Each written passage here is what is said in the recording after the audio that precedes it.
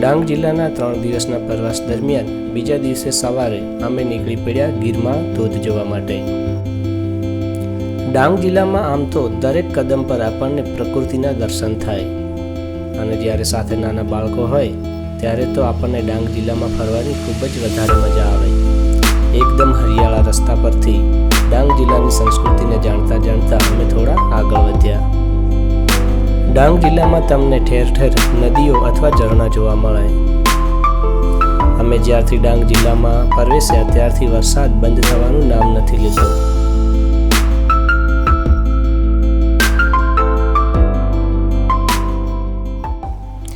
એકદમ લીલાછમ જંગલોમાંથી પસાર થતા રસ્તાઓ આપણને ગિરમાળ ધોધ સુધી લઈ જાય છે।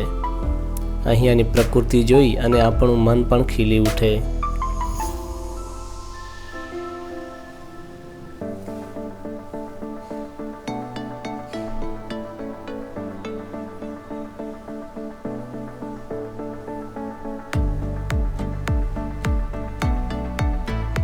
ડાંગ જિલ્લામાં નદી જાણે રસ્તાની સાથે રેસ લગાવતી જોવા મળે।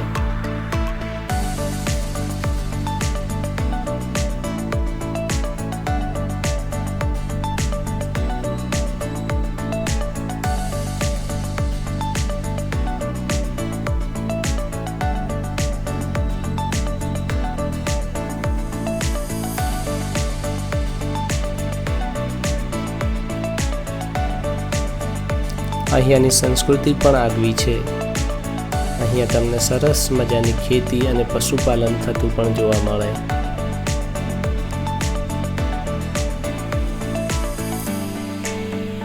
થોડી જ વારમાં અમે પહોંચી ગયા ગિરમાળ ધોધ સુધી।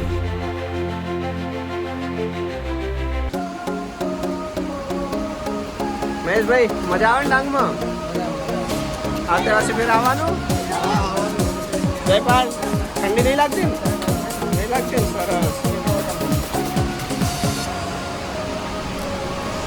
સાપુતારા જતા પ્રવાસીઓ મોટા ભાગે ગીરા ધોધના દર્શન તો કરતા જ હોય છે, પરંતુ આ ગિરમાળ ધોધ સુધી ખૂબ જ ઓછા પ્રવાસીઓ આવે છે।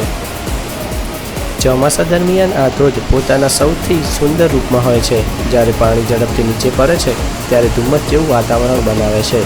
ઘણીવાર આ ધુમ્મસમાં રંગબેરંગી ઇન્દ્રધનુષ પણ દેખાય છે। ગિરમાળ ધોધ એ ડાંગ જિલ્લાનું એક એવું સ્થળ છે જે પ્રકૃતિની શાંતિ અને સૌંદર્યનો સંગમ છે। આ ધોધ માત્ર એક પ્રવાસન સ્થળ નથી, પરંતુ એક આશ્રય સ્થાન છે જ્યાં મનુષ્ય પોતાની ચિંતાઓ ભૂલીને પ્રકૃતિના ખોળામાં શાંતિ અનુભવી શકે છે।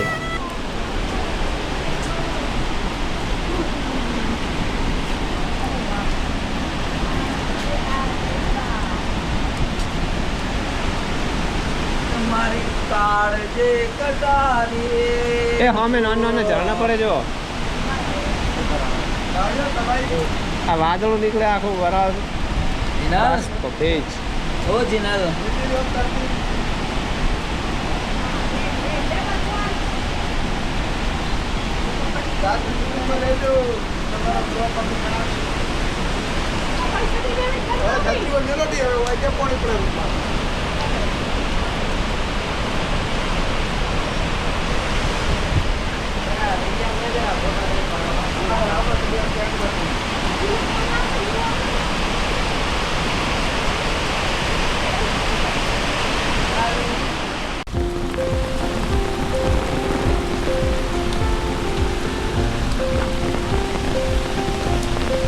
રોશનભાઈ ચલો,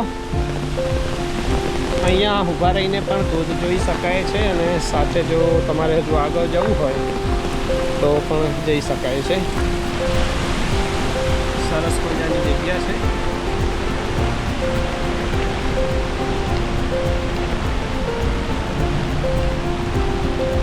સામે ત્યાં 2 લોકો છે ને ત્યાં જઈ શકાય છે એકદમ ધોધની બાજુમાં.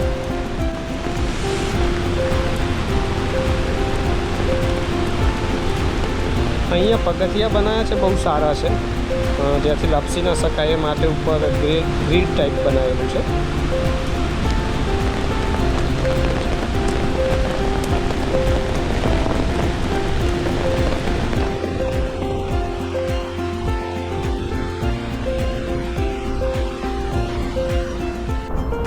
જે ઉપરનો પોઈન્ટ છે ત્યાંથી ધોધ સારો દેખાય છે. અહીંયા ધોધની એકદમ બાજુમાં જઈએ ને તો ધોધ એટલો બધો કંઈ દેખાતું નથી.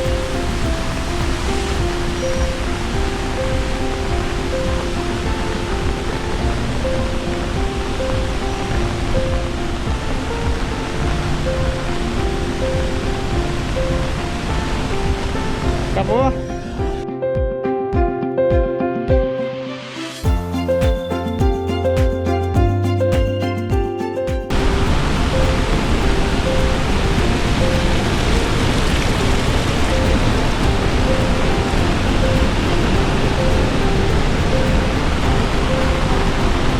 અમે સવારમાં બહુ પહેલાં જલ્દી આવી ગયા છીએ, એટલા માટે અહીંયા નાસ્તો હજુ બનવાની શરૂઆત થઈ નથી.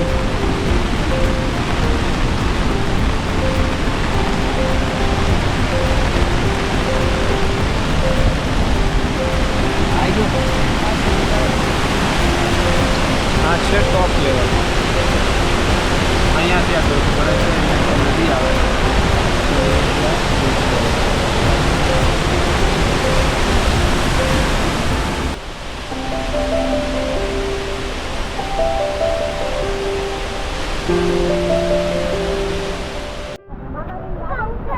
આર્યું વાદળું, જે પાર્યું વાદળું કહેવાય. આર્યું જો પાલ્યું જો પહાડીમાં થઈ ગયું.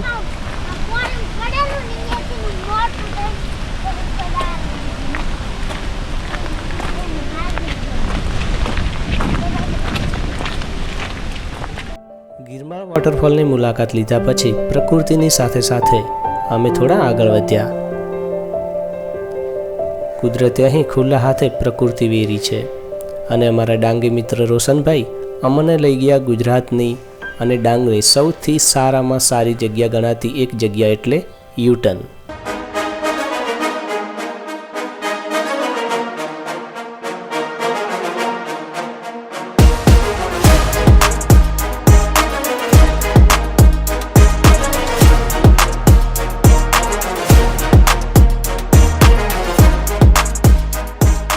જ્યારે જ્યારે ડાંગ જિલ્લાનો ઉલ્લેખ થાય ત્યારે આ જગ્યાનો ઉલ્લેખ જરૂર થાય છે.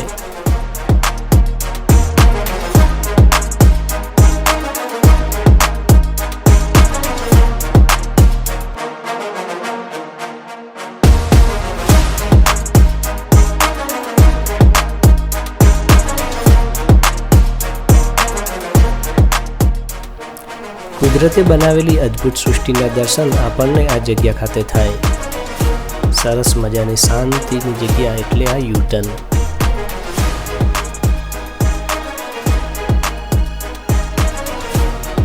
સતત 3 દિવસની મુસાફરી કરવા છતાં પણ બાળકો ખૂબ જ ખુશ છે.